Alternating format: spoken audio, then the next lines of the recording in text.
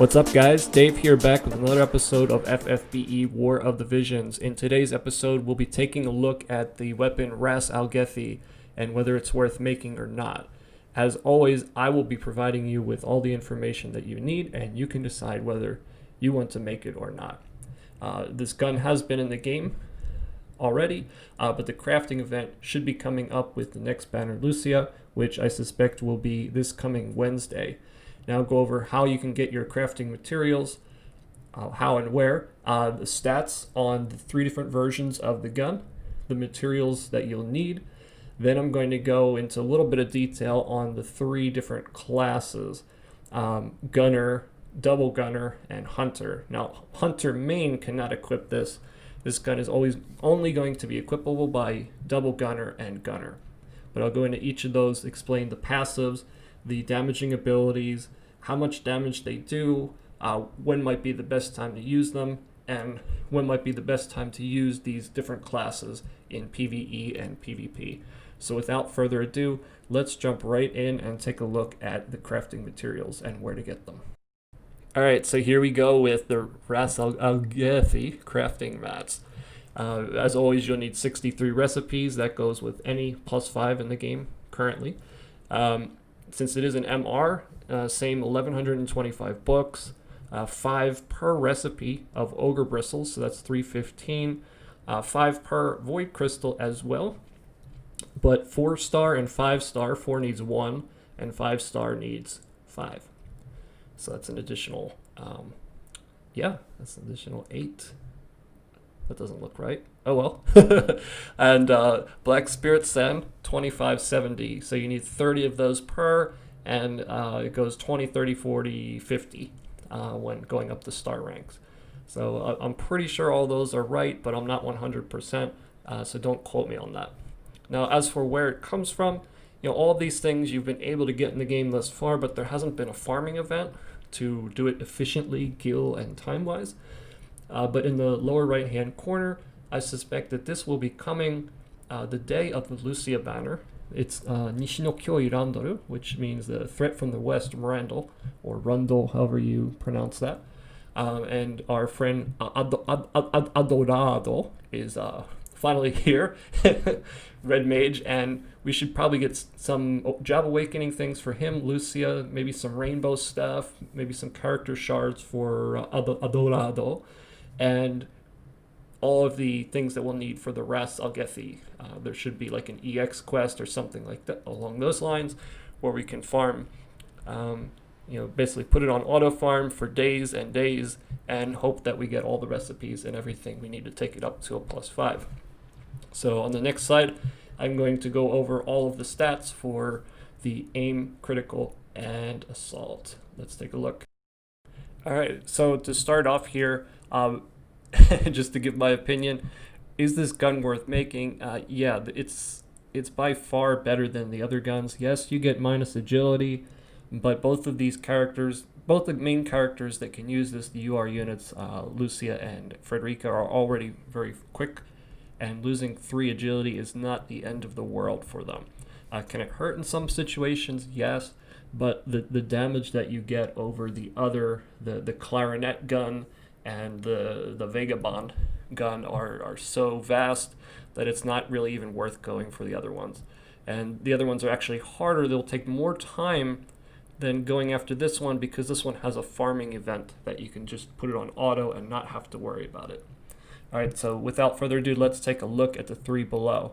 Now, the first one is aim. I got a screenshot here from my Guildmaster. He has it at +2. He got lucky, and without any seals, he got it to 144. Now, I would not recommend aim. He just did it because he didn't have any other recipes, and that's all he had. Because 10 accuracy on aim is absolutely horrible. That's horrendous. It's garbage. If it's going to be aim, it's got to have like at least 20 to counteract units that are going to have evasion. So just to give you an idea, I think Ketone has, or Shadowlynx has, +15 evasion just as their master ability. So without even the hat or anything else, Shiva or anything, this doesn't even make up for the fact that she has that one master ability. And it's far lower than the other two as far as attack. So it's complete garbage. Avoid that at all costs, because you will get far better aim items in the future, that such as the Alexandrite ring and the free UR Vision card that everybody gets from FF Tactics 2. All right, now the Assault 207 attack. This is probably the number one recommended just because it's so much higher in attack than the others. And then the critical does have 13 critical, but you drop all the way down to like 165 attack. So, with the three of these here, my recommendation, as well as a lot of the ones on the JP site, would be the Assault. Now, would the critical be better in some situations? Yeah, maybe when you want to try to land a little bit of extra damage sometimes. But if you don't have a super, super high critical rate, you might just want to go with the Assault, because in the long run, if it's just a battle of attrition or something like that, the Assault should do more damage, because just adding 25 extra with the crit on there isn't going to be too big. Now, having said that, some of the units do have critical modifiers. I forget whether it's Lucia or Frederica, but one of them has an ability that increases their critical damage. So critical, it's not a percent multiplier, it's an addition of a percentage. So it's plus 25% to 100. So if you have 110% crit, it's not 25% of 110, it's 25% of 100. So it would be 135% crit. Okay, so whatever is above 100, that's the percentage that gets added on to the calculation.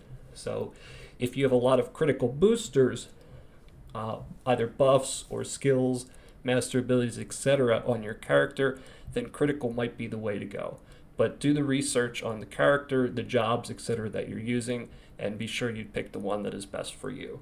But in my opinion, Assault is the best overall for most situations. All right, so I promise we take a look at all three trees that can use this gun. We'll Ranger only when it's a sub-ability.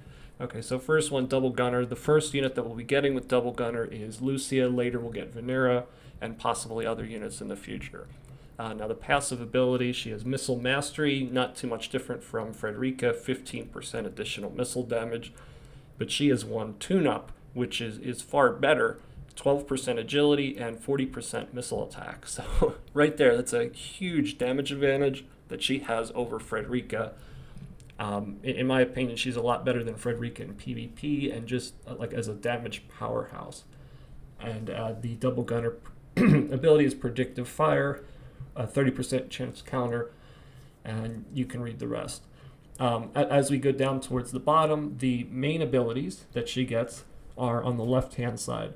So we get Split Shot. It's 4 squares apart, I think 3 squares out, 165%. Then Rapid Fire, that's just a quick one she can fire off with low AP. Then we have Quad Shot. Now this is a chain starter, not necessarily like a chain upper or a chain increaser. Why? Because the damage is a lot lower. So the double trigger ability down at the bottom, as you can see, there's a pretty big difference in damage. So for example, I'll show you in the next slide, when the Metal Cactar Sabotender came out, you would start off with the quad shot and then move into double trigger, double trigger, double trigger in order to get the most damage. And then, up your speed to get in more turns before he can do it. Then you have Firing Stance there. That's going to give you a 3-turn 40% missile buff, which is really nice. Now, if you have it as a sub-job too, you get Smoke Screen, which is really high evasion and defense, which is really good. Venera gets that as well. Stun Shot right there. Now, one key thing about Stun Shot is it's a TP ability, so you can build up AP, do some damage. Actually, I'm not sure if it does damage. It didn't list it there, and I haven't tested it, but it does have a 25% chance to inflict Berserk on them for 1 turn. So it's kind of different for a TP ability, but pretty decent. But most people do not use her Double Gunner. They use her Ranger sub-ability, and I'll go over why in a little bit. And then Horizontal Shot as the final ability. So having looked at that, let's take a look at the picture from the raid. All right, so I'm not going to go into much detail here. The credits for this picture are at the bottom of the screen. You can check out Arten's Twitter there with some additional pictures.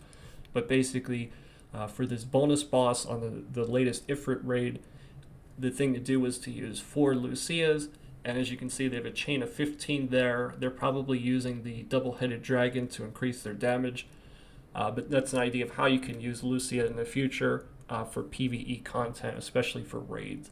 So to get like the most out of each raid with the armor and all the bonuses and whatever, Lucia will be good for that. All right, next let's take a look at the Ranger.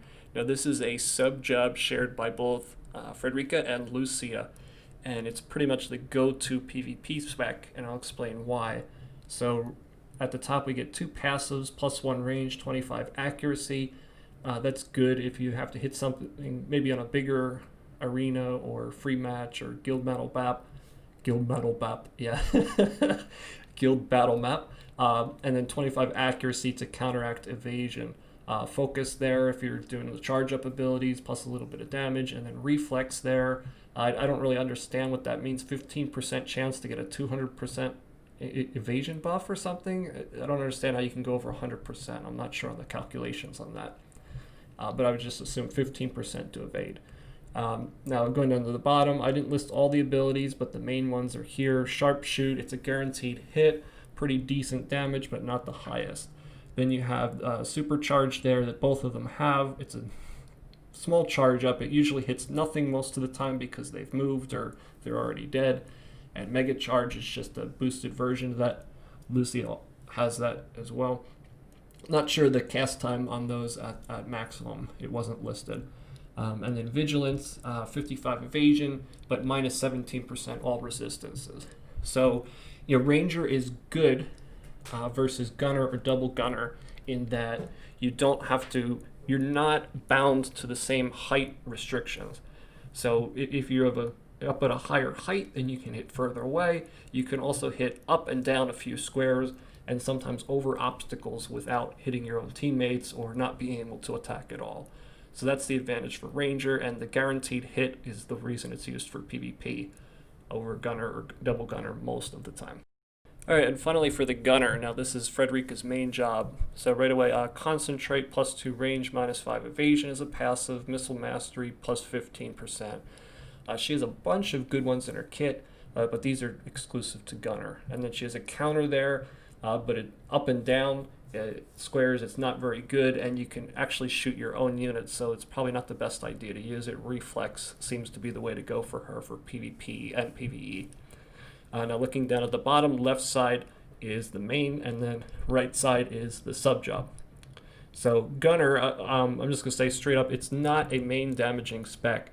My friend likes to do multiplayer matches with me, and in the matches, he always brings his 99 Frederica, and I complain because she holds us back. It takes longer because, one, the AI can be dumb, and she doesn't do as much damage as my Orlando and some Medianas and whatnot. But her job as Gunner is not as main damage, it's support, and let's take a look at why. So Blackout, right there, you can see low damage, only 121, but you can blind them for 3 turns. All right, Aimed Fire, just the buff right there. Vital Shot, decent damage, but not super high. Again, we just took a look at Lucia, and these are much lower. Arm Shot, we can disable them for 3 turns. Then we have Double Shot, but not as much as Double Trigger. Double Trigger was over 200%. Then as we move into the sub-jobs, we have Sidewinder, which just goes out on the side, and then Leg Shot for Immobilize, and then Console there. It gives you your critical buff. So since she has that critical buff, if you're actually using that sub-job, then the critical gun could be the way to go. But again, that's up to you. So Frederica is a great unit for just like status effects, like in a tower or something. If there's units that you just don't want getting you or be able to attack for a couple turns while you pick off some other units, then Frederica will probably be a better choice than Lucia, because all Lucia is going to be able to do is attack most of the time. But again, do you want damage or do you want utility? Frederica's more utility and Lucia's more damage. Alright guys, so that's it for the video today. I've gone over where you can get it, what materials are needed, the different versions of it, which one I think is the best, which would be the Assault. Now, whether you have Lucia or Frederica, or you have the MR Daidu, the dark guy, it's definitely worth it for any of those. Now, you have to weigh it with other armors and things, especially if you're free to play. You just have limited resources. But even if you can't afford to get it right now, at least get all the recipes and try to get all the crafting materials, and then you can always build it up later with seals, etc. But again, it's a great gun. Even though you get -3 agility, I'm sure you can find other gear that will boost that up. Now, I've mentioned it in previous videos, but I'll mention it again. You do get only the highest stat from all 3 pieces of gear. So if you have an 8 agility, a 5 agility, and a 3 agility, you're going to get the 8, and the other ones will just be canceled out. However, negatives are going to subtract from that positive. So you say, oh, I have a -3 and a +3, so I'm going to end up with 3. No, you're going to end up with 0. So just be careful with that. All right, guys. So that's pretty much it for the video. Again, thank you for watching. I hope to see you next time on another episode of FFBE War of the Visions. So take care and good luck if you're pulling for Lucia, and good luck trying to get Assault and level up and get a +5 Ras Algethi. See you next time.